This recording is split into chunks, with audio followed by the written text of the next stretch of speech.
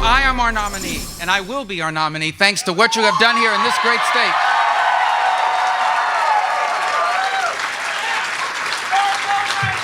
When I am our nominee, we are going to unify this party, and we are going to unify the conservative movement. When I am our nominee, we will unite our party, we will grow our party, and we will defeat Hillary Clinton or Bernie Sanders or whoever they nominate. That was Republican presidential candidate Marco Rubio last night after surging in the Iowa caucuses. He tied Donald Trump when it comes to number of delegates. Ted Cruz will get 8. Trump and Rubio will both get 7. And he scored 23% of the vote, well above what the polling had projected. But it isn't just Iowans that Senator Rubio has won over. Conservative radio host Rush Limbaugh was today praising the senator's conservative credentials. Listen.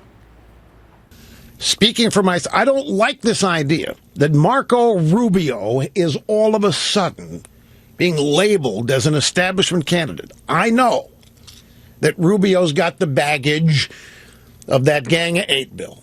And I know that in many people's minds, he's got the baggage of wanting to grant the current number of illegal citizenship. I understand that. But I'm here to... Marco Rubio is no moderate Republican centrist. I don't see Marco Rubio as anything other than a legitimate, full-throated conservative. Nobody's pure, and nobody is ever free of making mistakes. Joining me now, Republican presidential candidate and U.S. Senator from Florida, Marco Rubio. Senator Rubio, great to see you. Congratulations on your performance last night. Well, thank you. We felt great about it, and it's great to be here in New Hampshire. We're excited about New Hampshire as well. Let's start with Rush Limbaugh's comment. Do you agree that you are no moderate centrist? I have as a conservative a record as anyone that's running for president. The difference is I have a conservative record, but I can also grow the conservative movement. In essence, we can't just win with the people we have now. We have to unify the people we have now. But we have to go out and convince more people that conservatism is the right approach for America. I've done that and will do that. We're going to go to people that are struggling under student loans, the single mothers struggling paycheck to paycheck, the hardworking families across this country who are living the way that I grew up, and we are going to convince them that conservatism is the right way forward for them and for our country. Now, as you know, one of your competitors took a shot at you today, Governor Chris Christie, who is really hoping to perform better in New Hampshire than he did in Iowa. Here's what he had to say about you coming to New Hampshire and your performance. Listen. I'm not the boy in the bubble, okay? We know who the boy in the bubble is up here, who never answers your questions, who's constantly scripted and controlled because he can't answer your questions. So when Senator Rubio gets here, when the boy in the bubble gets here, I hope you guys ask him some questions because it's time for him to start answering questions. He wants to say this race is over and it's all him. It seems to me that he should have to sit across from you and answer your questions the way I did. Do you take offense to that, sir, him calling you a boy in a bubble?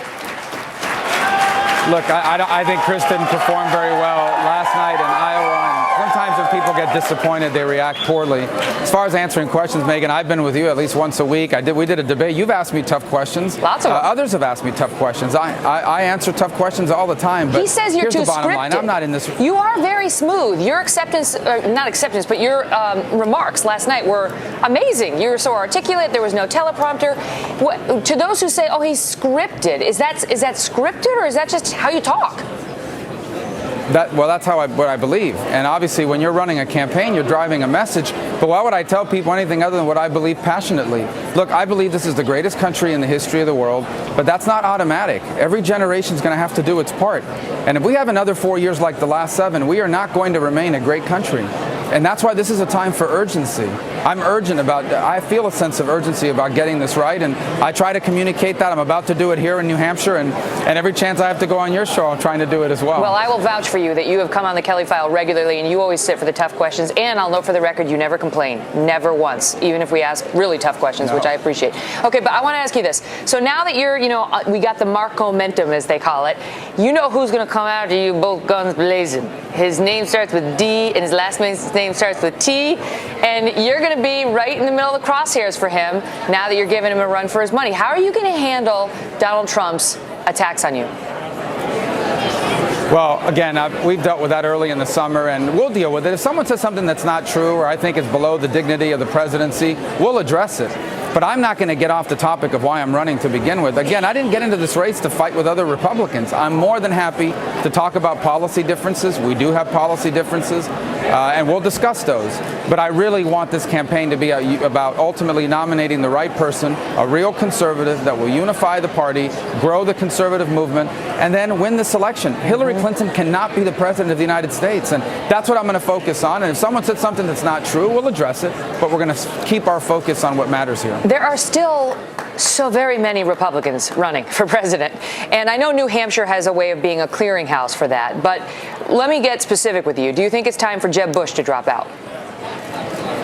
No, I don't think it's time for anybody to let them. I mean, they've been working so hard. Look, I respect these people that are running. This is hard. They're working just as hard as I am. They have a right to see it through. I do think it's time for the Republican Party to begin to coalesce. And of course, that's what this process is about. Coalesce around someone that can win. We have to beat Hillary Clinton and Bernie Sanders. And I can tell you who they're the most afraid of. It's me.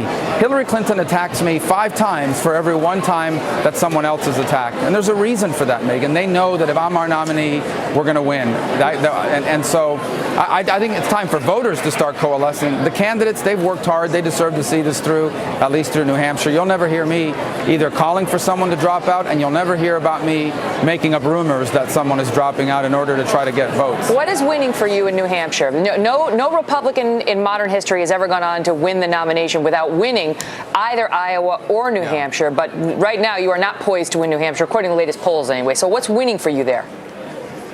Well, I think the first lesson about last night is polls are a snapshot in time. The voters are making up their minds very late in these races. We did very well with the voters that made up their minds at the end. And the other thing that I would tell you about is a very unusual political year. I mean, you have 9 or 10 legitimate candidates running full-scale campaigns on the ground here in New Hampshire. So I think some of the rules that have applied in the past are not operative this time. But let me just say this, and I know this sounds perhaps a little bit simplistic, but my goal is to get as many people as possible to vote for me in New Hampshire. And I think if that's our plan everywhere we go, when this process is finished at the end of it, we're going to have more than half the delegates and we're going to be the nominee. How we get there, I don't know if anyone can predict that in a year like this. There's been a lot of twists and turns in this campaign. I think you would agree with that. There certainly have. Great to see you, Senator. All the best. Thank you, Megyn. Thanks for having me back on.